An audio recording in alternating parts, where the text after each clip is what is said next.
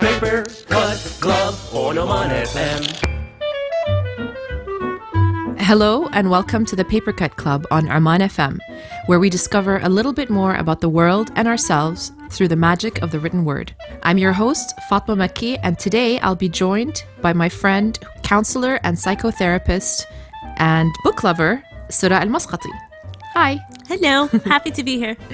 She's going to help me premiere what I hope will be a recurring segment called Books on My Mind, where I engage in book talk with mental health experts from what I hope will be a diverse range of fields of expertise. Sura is the co-founder of the Oasis of Hope Counseling Center in Muscat. Sura, do you want to tell me a little bit about what your work focuses on? I work with a wide range of issues, but my main objective as a therapist is to help people learn how to love themselves, so heal their past, but also learn to love themselves.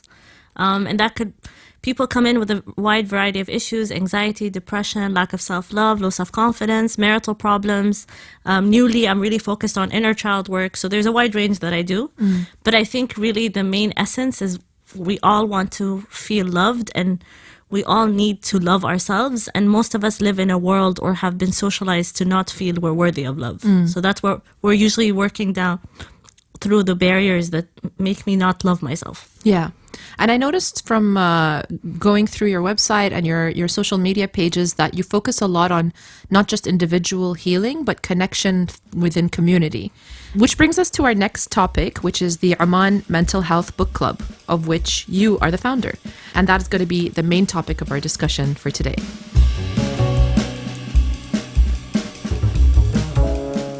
Your work really does focus on a combination of different forms of healing, and I really appreciated the variety of activities that I've seen on your page. And can you tell me a little bit more about that approach? Well, I think there's no right way to heal, and I don't think that in the approach of working as a therapist it's a one size fits all. I think people are different, and people need different types of healing, and some people it's through community basis. So like you were saying, some of the mental health book club was established because I felt that there were a lot of people that were lost, that wouldn't necessarily go to therapy, but would want some sources to learn about, how to better themselves or how to find themselves or how to work on themselves. And they wanted to find like-minded people to talk to. Yeah. The second community that I'm working on is my whole focus is on inner child work now. So I have Inner Child Healing Circle 1, and then there's Inner Child Healing Circle 2, and the basis is it's both of them are 5-week programs, so it's 10 weeks in total. And the end result is that we are establishing an inner child healing community. So now the first group is a full-on community. They support each other.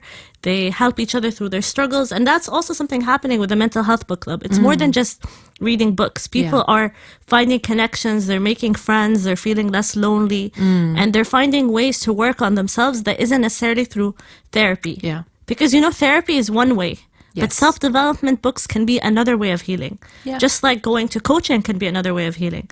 Just like self-development workshops, just like yoga, just like meditation. So I think that comes from the fact that I'm not rigid in believing that just because I'm a therapist, that's the one way everyone should heal. Yeah.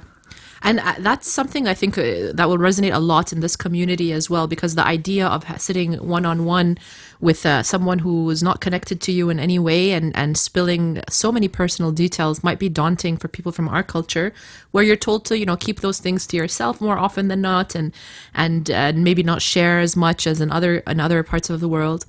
And we were talking earlier about how you mentioned that you're moving away from the medical, the treatment of healing as a purely medical model. And I think we can see that actually in the approaches that you take, because they don't feel like they were born in a lab. You know what I mean? And they're not clinical. They're engaging and they're dynamic and they're human-centered rather than centered on psychologists' opinions of how the human brain works or whatever.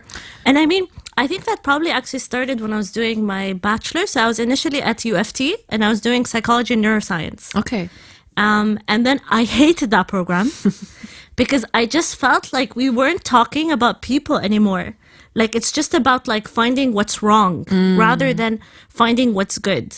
Yes. And then I ended up moving universities in my bachelor's to another university, so McMaster University. And the focus there was more about, it was what you call humanistic psychology. Okay. So the focus that, no, like, people are not things or objects we need to fix. They are not patients that we are dealing with. They are vulnerable people who are coming to us, who need guidance, who need support. And it's our job to help them achieve their full potential, or help them learn how to love themselves, or, you know, whatever their goal is. So I have a big issue with how the medical model can... I feel it's very reductionist, because I think we forget in the end of the day that these are people that we're dealing with. Yeah. And therapists, we're not the experts. We're not there to tell you what to do.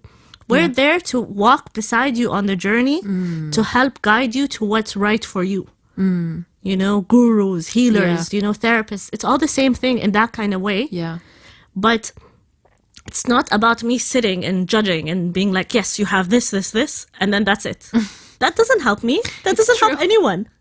And that's a very old mode of therapy that people unfortunately still use. Yeah, it's hard to break away from that thinking as well. Like, even me, like, when I go into therapy, I also, or even before I do, I'm like, oh my God, if I tell my therapist about this, she's going to be upset with me. It's like, that's not the point. Yes. And it's hard, even as someone who goes into it and who's already in that world, to move away from that model of thinking of the person with the expertise is the one that I need to perform to, kind of. Exactly. And that's the issue. Then it creates an unequal relationship. And how can you facilitate healing when it's an unequal relationship? How Yes. can you facilitate healing when I'm looking at this person as an expert and taking everything that they say as, you know, like, this is what we're supposed to do, or this is the way I'm supposed to live my life. Yeah. The job is to guide you through it, to help you figure out what's best for you. Yes. If we don't provide our clients with agency and we take that expert role, which is often the medical model,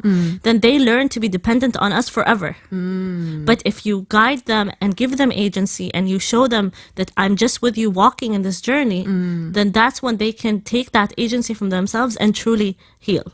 Wow. You That's know? profound. It really is. And I'm going to add another point. So you say you've been to therapy, right? Yeah. So you're also going to notice it's not some analysis or some, you know, amazing analysis your therapist makes that makes the difference. It's her support, it's her validation, it's her unconditional love. Yeah. That's what helps us heal. And that's what I've been trying to create with the two communities that I've been working with. Yeah. A place, a safe place, which is safe because I'm there and I'm facilitating, but a safe place for people to come and just work on healing, whatever healing looks like for them. It's true. I can't say how transformational it's been. I can't say enough how transformational it's been for me to have an independent third party that's in my life, but that's part of my life, but that's not in my life, that I can go to no matter what. And I can say anything to her and she will never judge me, and she will only ever listen and just be that safe, as you say, that safe space for me. And but the key thing to mention, people can sometimes get not offended, but take objection to that by saying, oh, what about your parents and what about your sister? And, you know, they're the ones that's different. They're in your life. They're part of your life. You have a relationship and a dynamic with them. The key thing is that person is independent as well. Independent, objective, and also, I mean, trained, right? And trained. Trained and qualified to help you work through these issues, Also right? very important. They have a training. They get certified. They get licensed. Yes, and they're not going to be projecting their own feelings and opinions, you know, exactly. If they're qualified, they won't be. If they're qualified, yes.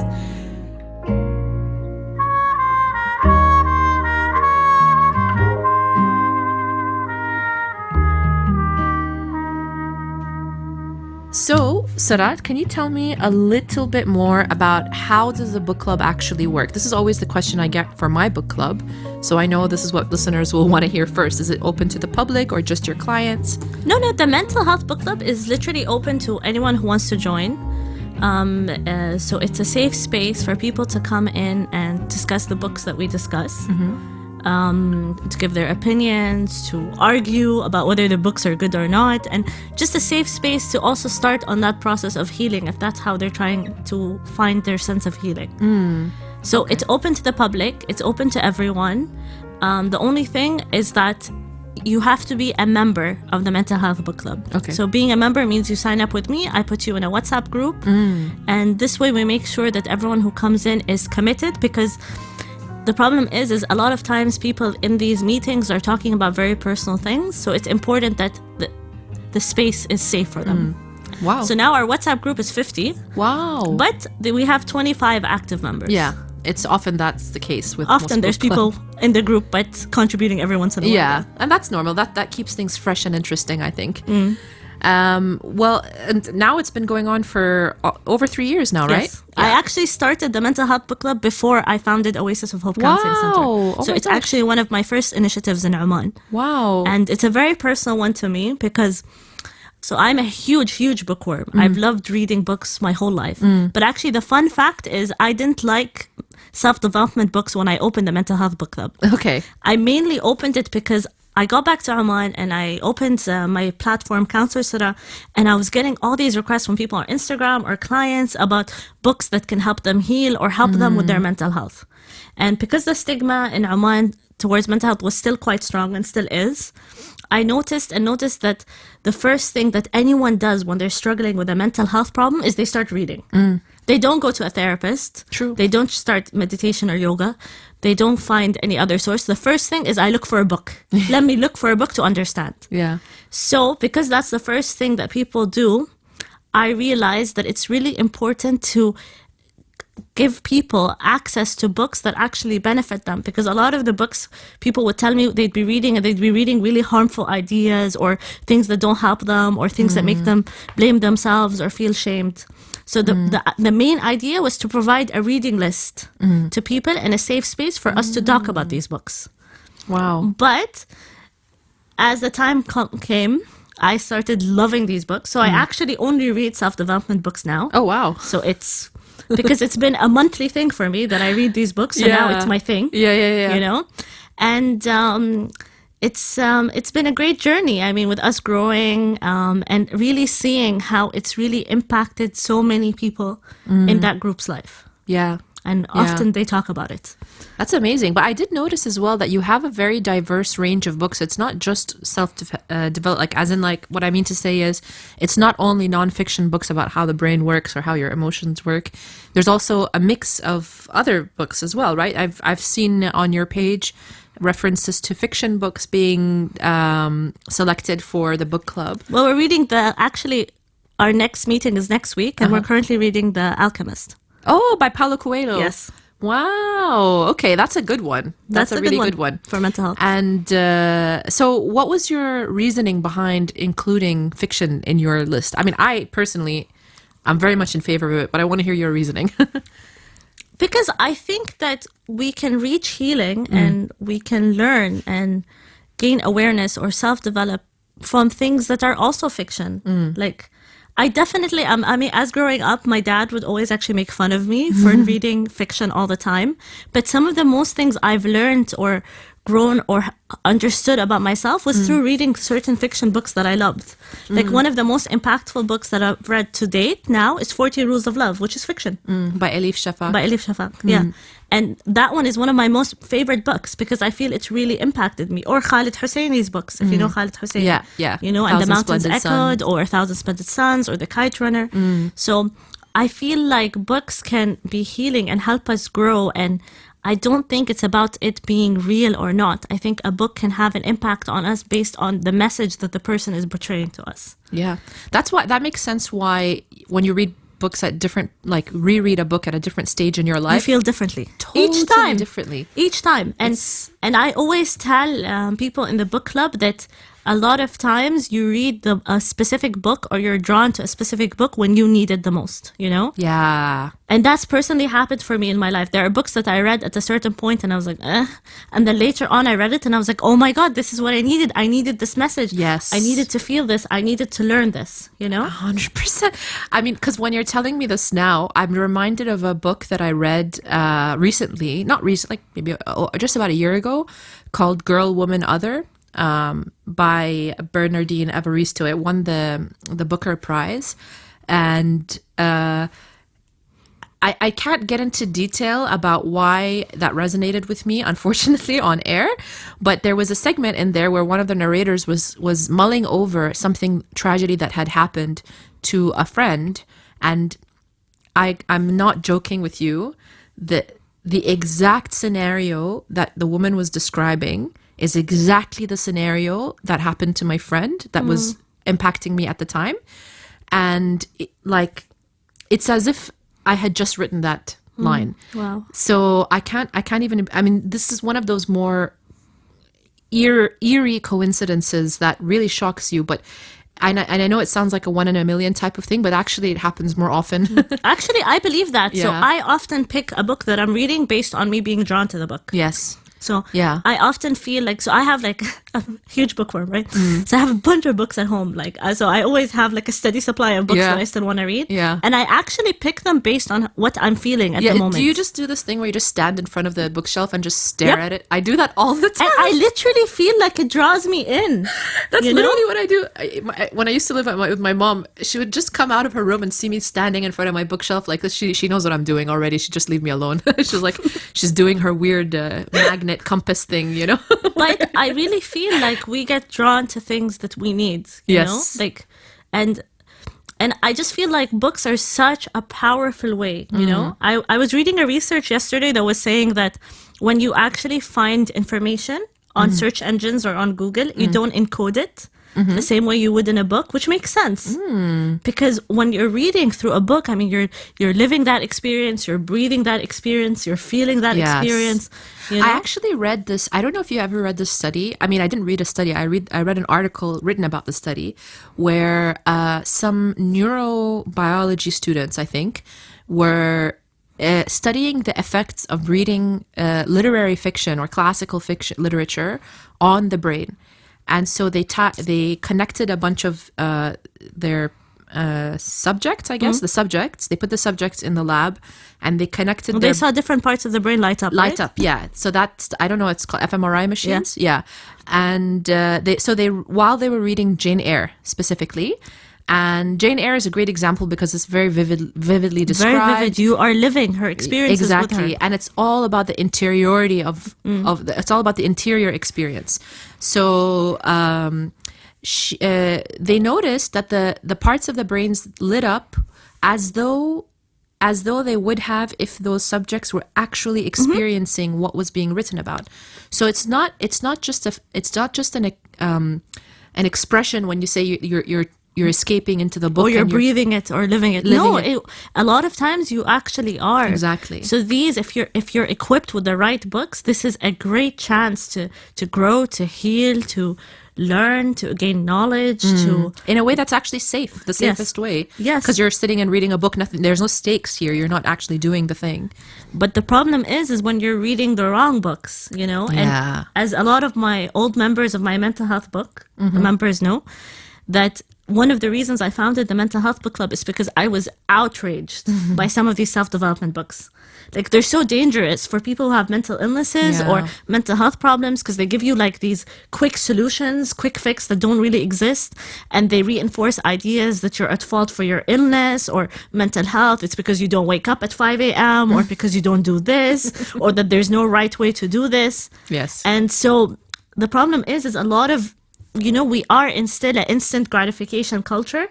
So we want that quick fix, you know? So we find that book and we want that book to be that quick fix. But the ideas are so dangerous because then we don't necessarily have the patience or compassion with ourselves to do the long work of healing, which is what, I mean, healing takes time. It does, yeah. Working through our issues takes time.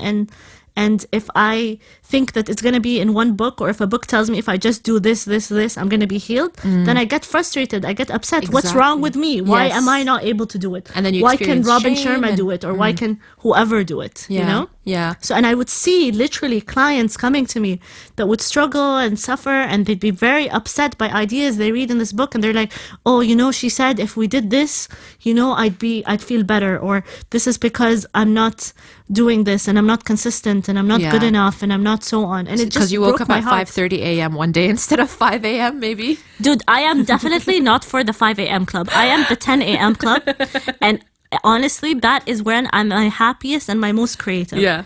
So I just have an issue because I think some of these books are so rigid. Yes. They teach us that there's only one way to be. Exactly. And like I said, there's no one size fits all. We're all different people. Different things will work for us, right? Yeah, I'm sure Robin Sharma is a lovely human being. I'm sure he I is. listen to his podcast and he has great ideas. The Monk Who Sold His Ferrari, I'm a big fan of it. I like it. I haven't read it. But the 5 a.m. Club, Yeah, I know. So that, unfortunately, that was the first and only book of his that I've read, other than listening to his podcasts. Like, that's the only thing of his I've consumed.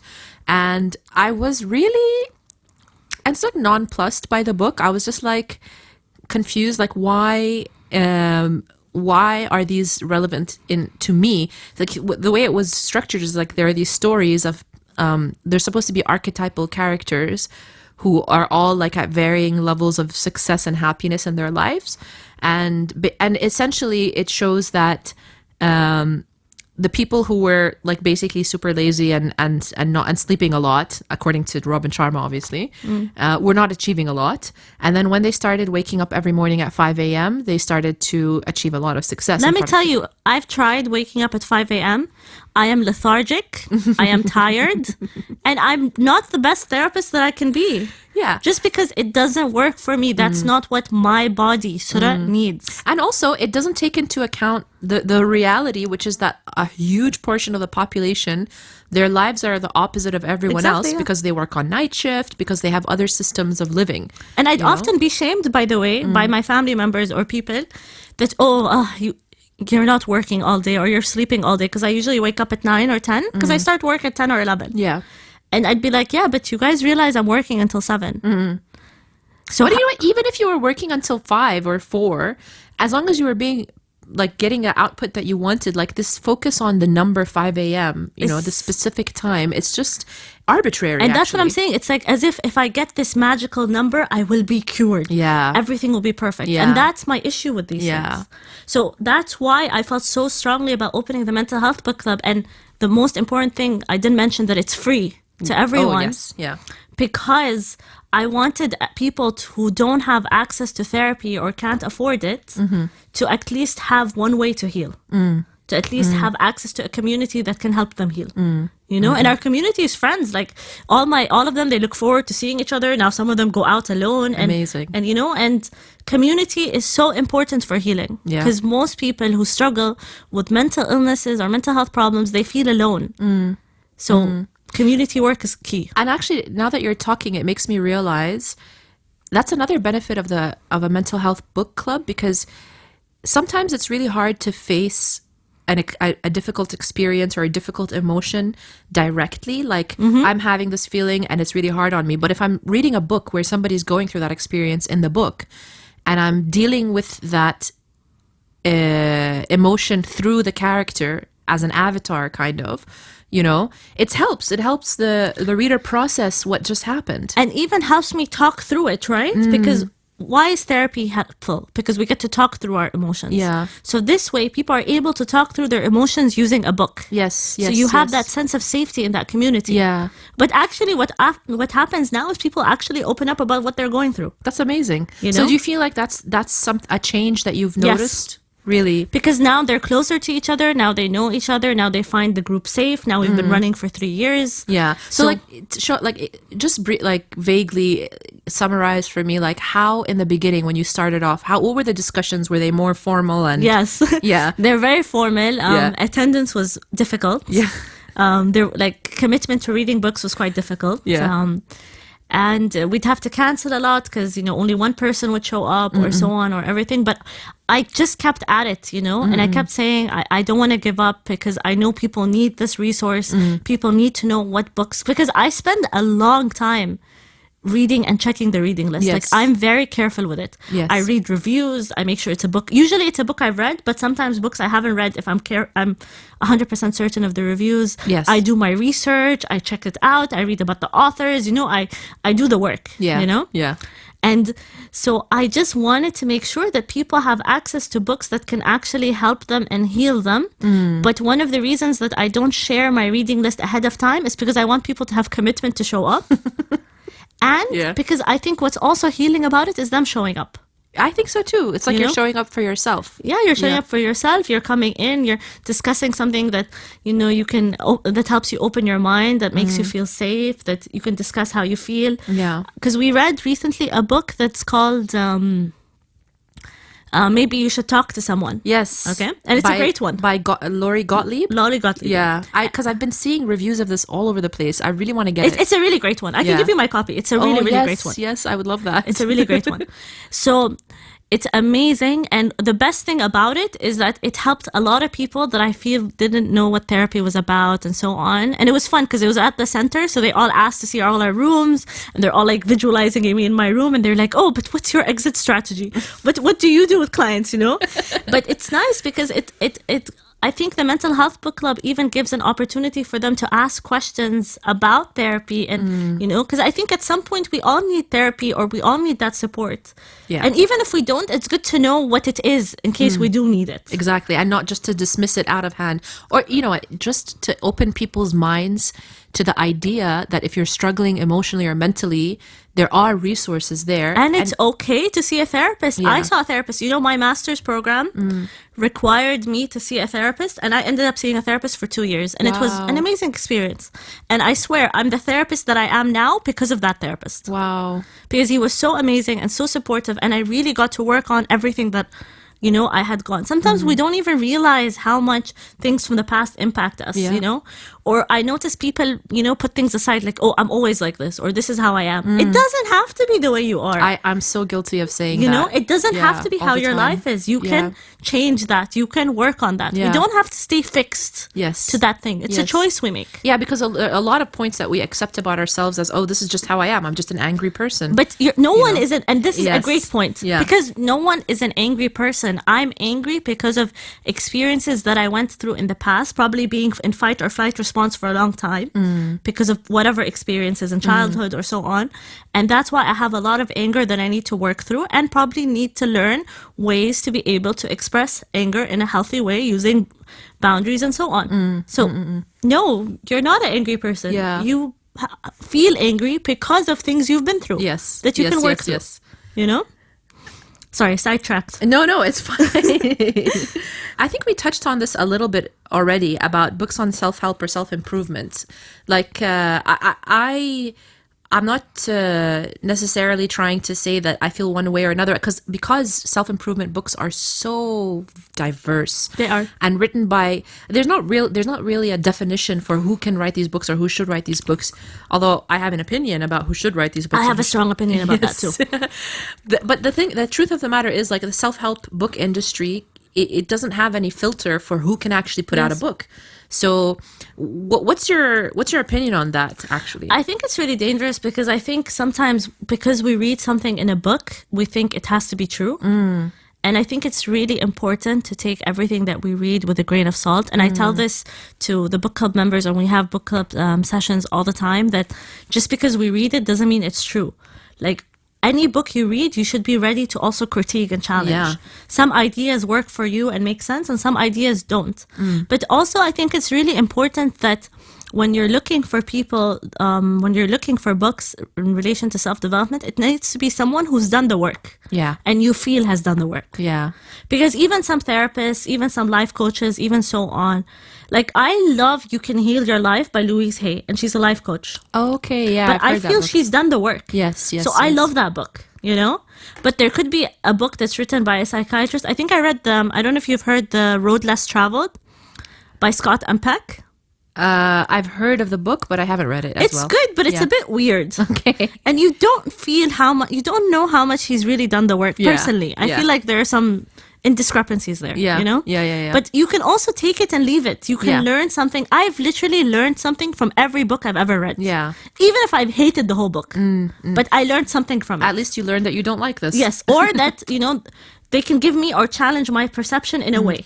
Because it's important to, find things that open my brain up. But I also need to be careful about what I'm feeding my brain. Right?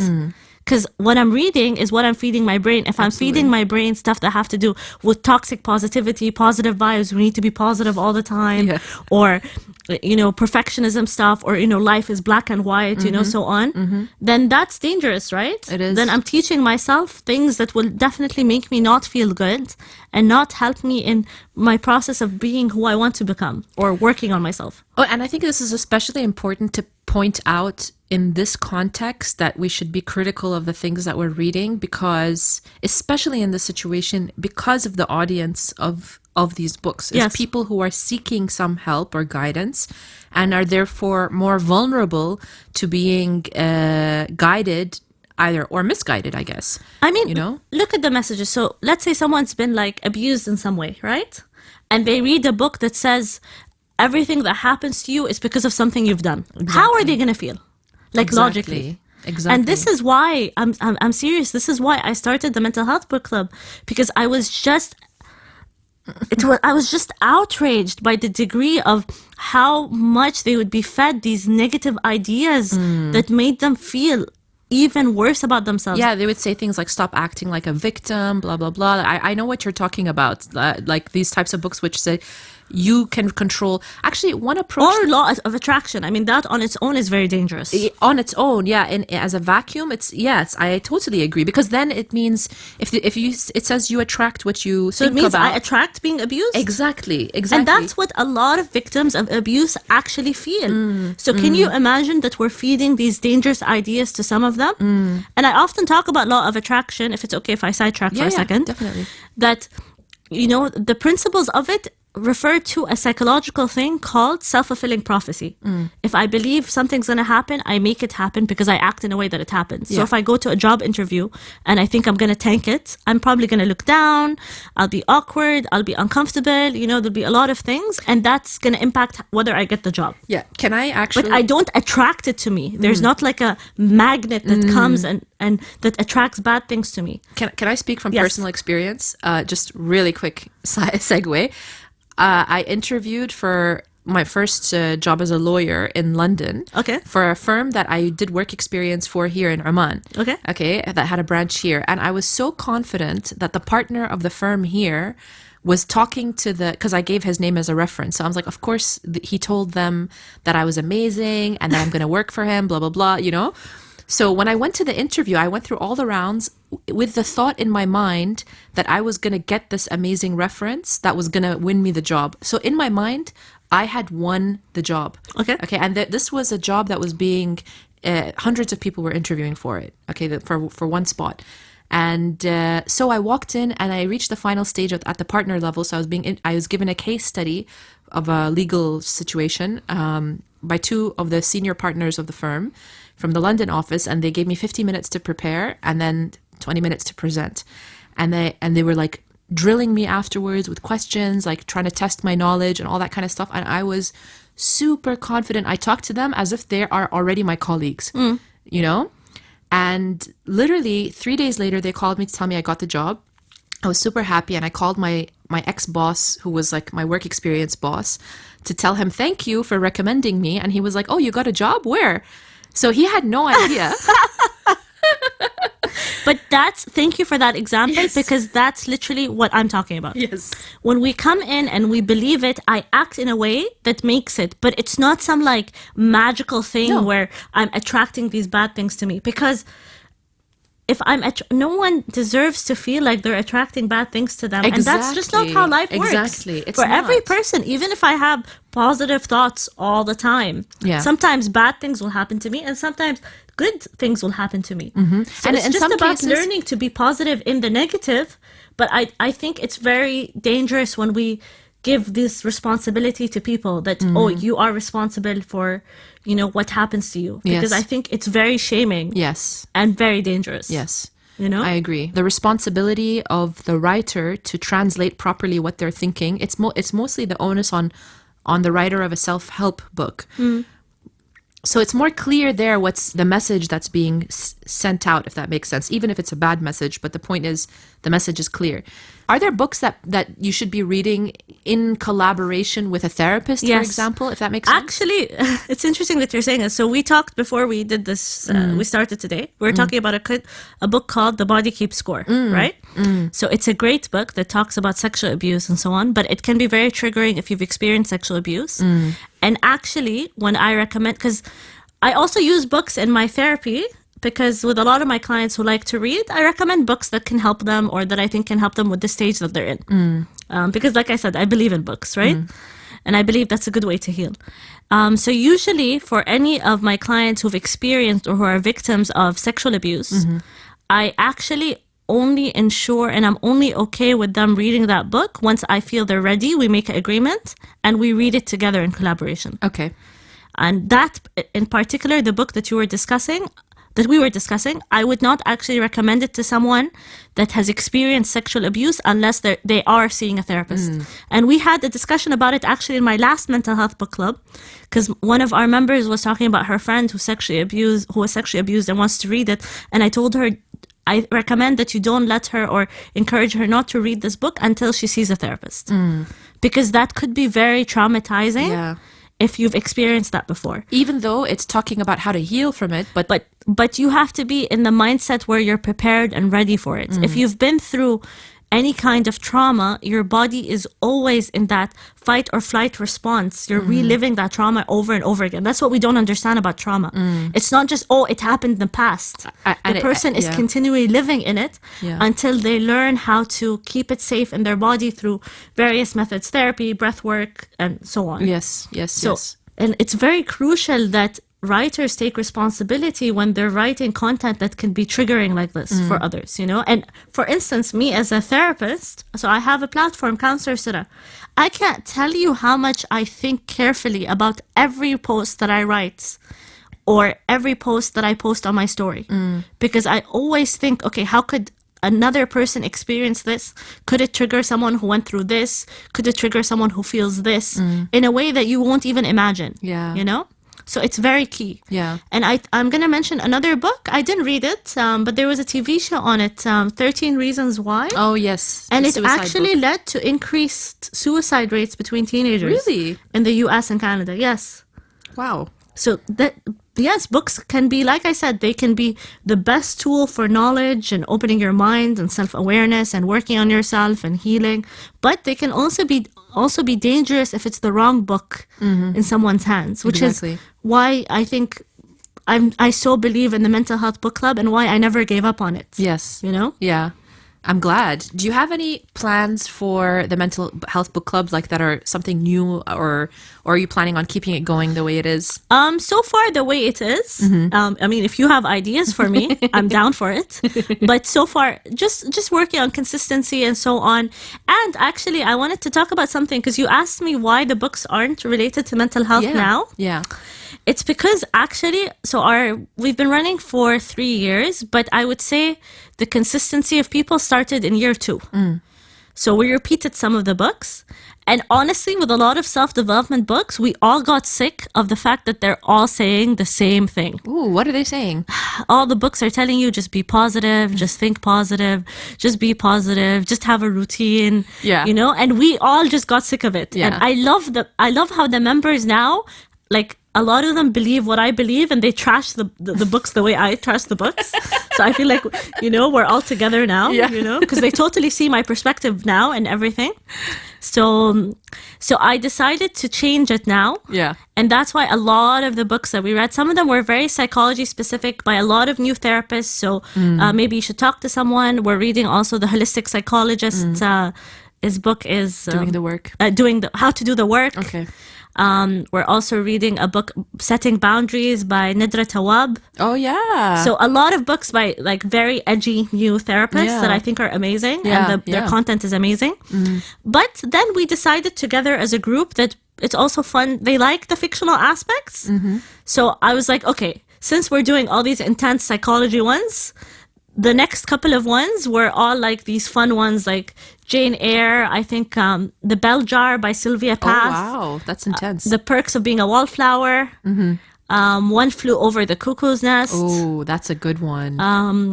last month we did The Sun and Her Flowers by Rupi Kaur, which was amazing. So poetry as well. So poetry, everything, because like I said, I think mental health seeps into everything, and I don't think it has to be rigid in one way, you know?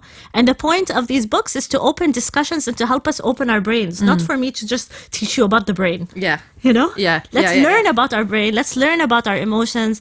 Let's learn about ourselves, Yeah. Like, for instance, I don't know if you've read The Sun and Her Sunflowers. No, I haven't. But it's amazing. Yeah. It's such an amazing book, and it deeply talks about mental health and mental illness because it takes you through Rupi Kaur's experiences. And one of our members was recently going through a breakup when we read it, and she's like, this resonated with me and helped me heal so much. Wow. I have a recommendation. Yeah? For poetry for mental health. Mary Oliver. I love Mary Oliver. She's for next semester. No way! Yeah. Oh my gosh! Yeah. Okay. I'm a poet too, so I write poetry. I just actually published the poetry in the Secca magazine. No way! The one that the first issue. Armani Creative Giants one. Yeah, one of my poems is there. Oh my gosh! So I love poetry, so I'm always down for poetry. That's amazing. Okay, I need to get my hands on a copy of that one.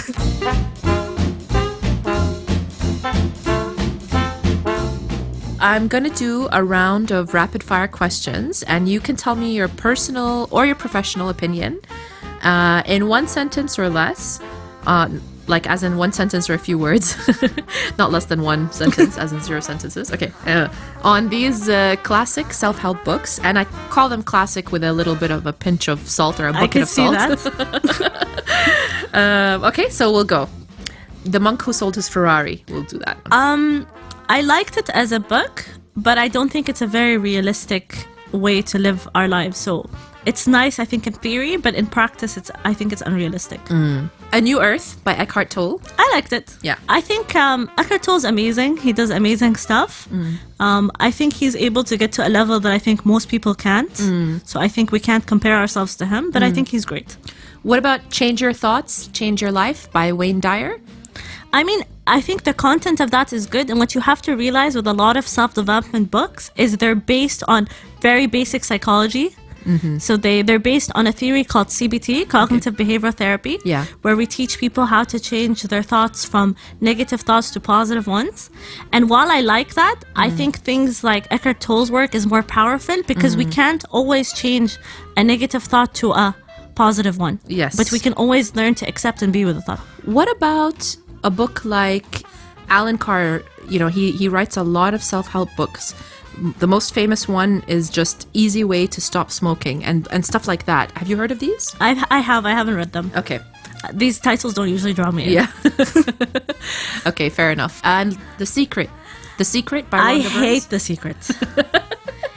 It's all one sentence over and over again. And like I said, I think that some of the ideas of The Secret are dangerous. I can see how it can help you feel positive. Okay, I can attract positive things. But it can also be very dangerous because it can make you think that the bad things in your life are your fault. Are your fault, which is very problematic. By the way, if you want to have a laugh, anyone who's listening, I mean, I know this is going to sound mean, but there's a documentary on Netflix which is based on The Secret by Rhonda Byrnes. And even though it was like filmed in the 2000s, I think, it somehow feels like it was in the 80s. Have you seen it, Abdullah? Yes, unfortunately when Oprah Winfrey used to promote it. And Oprah should know better because she just wrote a book, What Happened to You, which is amazing. Yeah. Obviously, Oprah is clearly listening to this. So, Oprah, why? Her newest book is pretty good. Which one? What Happened to You? She talks about her life experience. Oh, yeah, and she wrote that in collaboration with a psychologist or a therapist. It's a great book. If people want to find out more about the Mental Health Book Club, where can they go? Oasis is Instagram, or they can contact me on 977-40003. And honestly, the Mental Health Book Club is open to anyone. So you just got to contact me, give me your name, and I add you in the WhatsApp group. Great. We're always happy to welcome anyone in. We're a very safe, friendly community. And we meet once a month. And now it's usually on Zoom or in person, depending on what people vote. Well, and it's free. So yes, very important one to mention. Thank you so much, Sura. This has been amazing. I think this is going to be a valuable resource for people, inshallah, to be able to work on healing themselves. Thank you for having me. I feel really passionately about the Mental Health Book Club, so I was so excited to come here and to talk about it. So I'm really happy that I was here. I'm really happy that we talked about it. Yeah. And at least now people have a better understanding, because often I think people are confused, like, what's happening in this mental health book club? So at least now they have a proper resource to understand what's happening here. I'm glad too. This was a lot of fun for me. Thank you so much for this. Me too. I really enjoyed it. Thank you. Awesome. To find out more about Oasis of Hope, you can visit them on their website at www.oasisofhopeoman.com. And you can follow them on Instagram at Oasis of Hope Counseling, all separated by underscores. And you can follow Sura on Counselor Sura on Instagram. The Papercut Club is a member of the Oman FM Podcast Collective. You can find all of Oman FM's latest shows and updates on Instagram at omanfm.om. This episode was hosted by me, Fatma Makki, and edited and mixed by Abdullah Al-Ma'wari. To find out more about the Papercut Club, you can find us on TikTok or Instagram at thepapercut.club, or you can visit our website at www.thepapercut.club. Thank you for listening and happy reading.